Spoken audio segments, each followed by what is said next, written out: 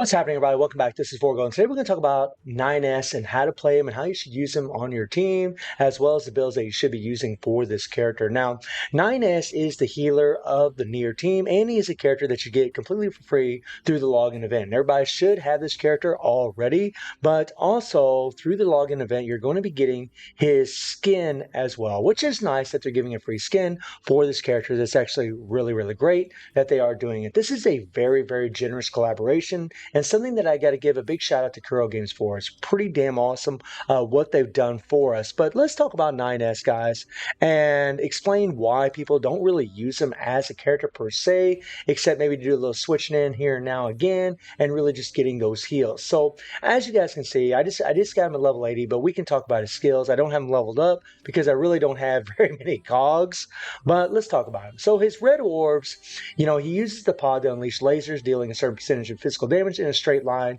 based on the number of orbs paying. This is his main damage dealing skill. And then his yellow orbs, which are very valuable, uses the pod to unleash slow to create a circular region, slowing the enemies within a certain amount of seconds and dealing a certain percentage of damage enemies within a base number of orbs paying. This is a really awesome skill because what it does is whenever you throw this yellow orb out, it actually causes characters to go in slow motion and almost become stagnant to where you can do a lot of damage to them. And that's actually pretty useful, especially with 9S, because his skill, his core passive, it's such a sporadic skill and does so many hits all over the place. It's sometimes kind of difficult to see what's exactly going on. And then his blue orbs, which is, the moneymaker for the team for the most part, which are where you use your pod to unleash a wave, creating an expanding electric wave in front based on the number of orbs paying. It inflicts a certain percentage of physical damage to enemies and recovers HP to allies it hits equal to a certain percentage of 9S attack. So the more attack that 9S has, the more you have him leveled up, the better heal that he's actually going to give. This is very, very important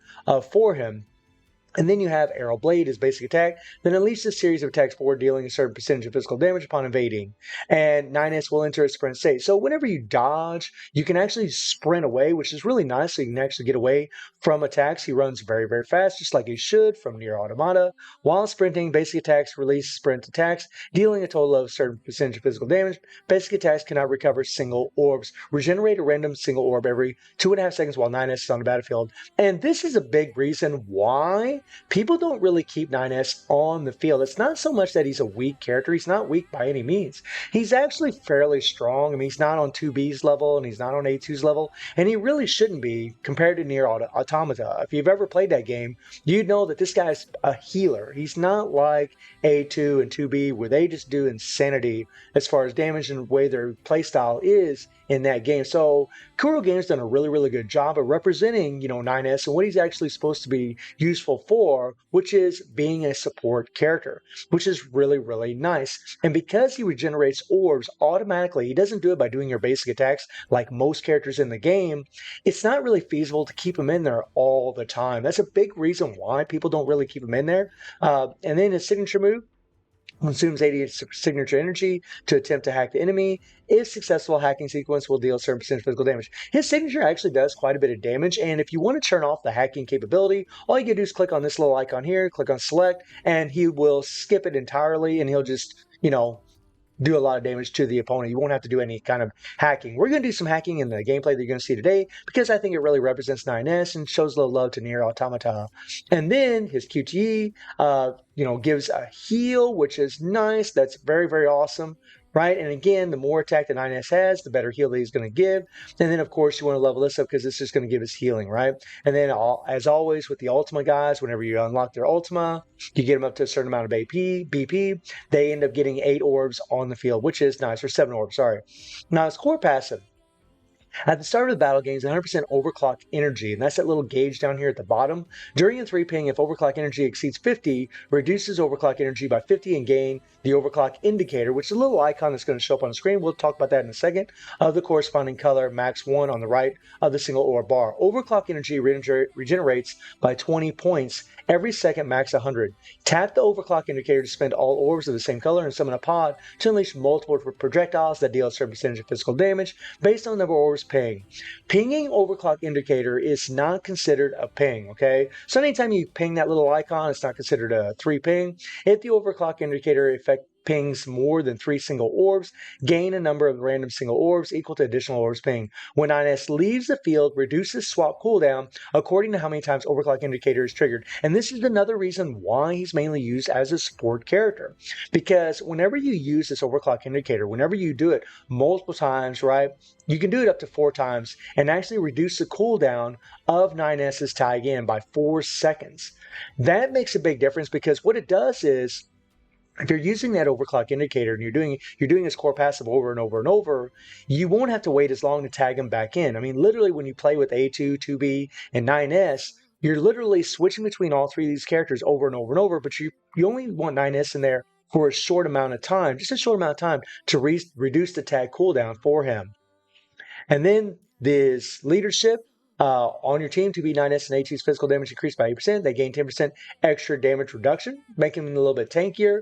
And then his passive, or double S passive, passive increase max overclock indicator by count 1 point. Each character swap will spin the orb to furthest right to gain 1 point on the overclock indicator. QTE and blue orbs will grant 2B and A2 on your team with E-Drug. E-Drug increases physical damage by 10% for 8 seconds. So this is why, taking this character to double S is actually a good idea because 2B and A2 gain 10% damage. You're just making them a lot stronger, which again just adds to the support utility of this character. And then at triple S, it just gets even better, guys. Passive single orb recovery interval is reduced to 1.5 seconds. So the way he's set up at S rank is he gets an orb every 2.5 seconds, whereas at triple S, he gets it every 1.5 seconds, which means you can spam your orbs even faster and reduce his cooldowns even faster by using his overclock indicator more often. While on standby, 9S will continue to recover single orbs. Overclock indicator damage is increased by 50%. So he becomes much, much stronger whenever he does his core passive. 50% is a lot. And then E-Drug effects are increased by 20%. So 2B and A2 get a 20% increase to their damage when he's at triple S. And its duration is increased to 12 seconds, which is nice. Before it was 8 seconds, and when you go to triple S, it goes to 12 seconds. So even more damage, guys. That's crazy. So you bring in A2, you got this extra 20% damage, and if you spam within say a 8-second period or whatever, and then you switch to 2B, you still got 4 seconds where you're going to have this increased damage. It's pretty OP. And then triple S plus triggers the overclock indicator to become invincible for 0.3 seconds and increase physical damage by 10% for 5 seconds if 2B and A2 are on your team. Effect increases to 20%. So, he just adds an insane amount of support for 2B and A2. And that's really the thing about this character. Now, as far as how you should build him and where you should be put him, guys, he's pretty much a Da Vinci holder. This is the set that you really want to put on this character, is this one right here. This is going to be the general set that most people are going to run with him. Because again, he's just mainly going to be used as a support character. The Phillips are really nice because he does have a heal, and healing effect increased by 10%. Healing all units will increase their physical damage by 10%. So you're just adding more damage by having these two Phillips. And Da Vinci is just so you can keep bringing in both of your QTE characters. In this case, it would be 2B and 9S over and over and over. This is what you're going to be using for him. Now, his 5-star weapon is okay. Damage for overclock indicator increased by 10%. It helps him and increases his damage, and it's more than a good enough weapon for him. However, his signature weapon is nice. It is a good weapon. It's actually the second best weapon in this collaboration because what it does is it actually increases physical damage and healing effects by 15%, so you get a better heal. Also doubles the effects of the leader's skill. After triggering overclock indicator, swapping cooldown for 2B and A2 decreases by 1 second. So now you're decreasing the skill cooldown of 2B and A2 from their tag ins. It just allows you to switch between, so whenever you're using your overclock indicator on 9S and you're decreasing his skill cooldown, if you have this weapon, you're adding another second for 2B and A2.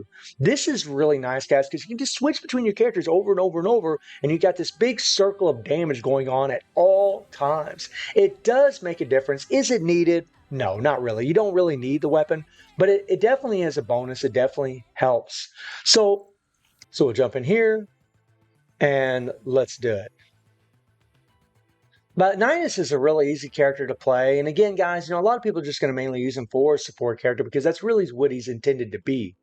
But as you guys can see, I don't have to do anything. I don't do any basic attacks. And my orbs are just gradually building up. They're just gradually building up, which is nice. And whenever you do a 3-ping, right, you're going to end up getting this overclock indicator. And this is what's going to decrease his skill cooldown right here every time that you're using this from his tag in. And whenever you use it, the pod comes out, does this big old simultaneous attack where you get a bunch of little orbs popping around and hitting them, which is nice. And every core passive looks exactly the same. There's the yellow orb, and this is the orb that really causes opponents to be stagnant. And it is nice, guys. Slows them down. And then you see the core passive, same thing again. Blue orb for your heal, right? And anybody that's in that AoE does get a heal as well. And then you threw your 3 orbs.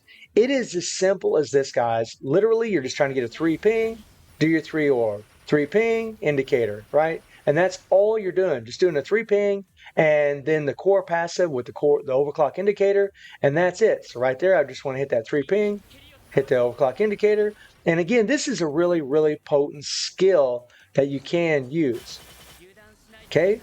And then, of course, this is actually pretty cool. I mean, some people might find this annoying. I mean, if you played Nier Automata, you might find this annoying because you have to do this so much in the game. But you might like it because it really does represent 9S. So you do the hacking ability, you hit the signature, right? And you just want to take out all these little guys here. And then take out this last opponent. And then it'll do some nuke damage. Boom! Then you do a nice little explosion, which is nice, guys. It's pretty awesome. And you can turn that off, guys, as I talked about earlier.